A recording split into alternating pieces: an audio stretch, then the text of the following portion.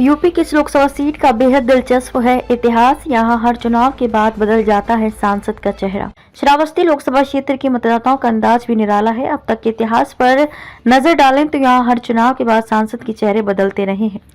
नए परिसीमन के बाद अब तक हुए कुल 3 चुनाव में कांग्रेस, भाजपा और बसपा के खेमे के सांसद चुने जा चुके हैं।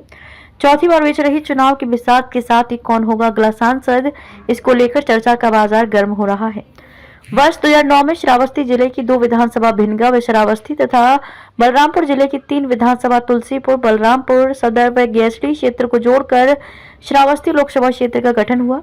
परिसीमन के बाद हुए पहले चुनाव में 11 उम्मीदवार आमने सामने थे।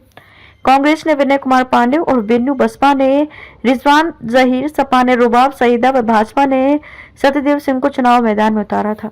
इसमें कांग्रेस उम्मीदवार ने 2,01,556 मत प्राप्त कर बसपा उम्मीदवार को 42,029 मतों से हराया था। सपा को तीसरा और भाजपा को चौथा स्थान मिला था।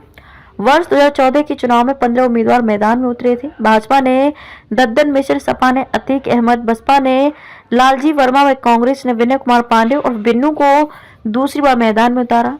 इस चुनाव में रिजवान जहीर पीस पार्टी से चुनाव लड़े थे। परिणाम आया तो सांसद का चेहरा बदला। अतीक अहमद को मिली थी 85,000 वोटों से हार। भाजपा के दद्दन मिश्र ने बाहुबली अतीक अहमद को 85,913 मत से हराया। 3,45,964 मत प्राप्त कर भाजपा उम्मीदवार ने जीत दर्ज की। दूसरे स्थान पर सपा बसपा को तीसरे स्थान में पीस पार्टी इस चुनाव में चौथे स्थान पर रही। कांग्रेस को 5वें स्थान से संतोष करना पड़ा था। तीसरा चुनाव वर्ष 2019 में हुआ।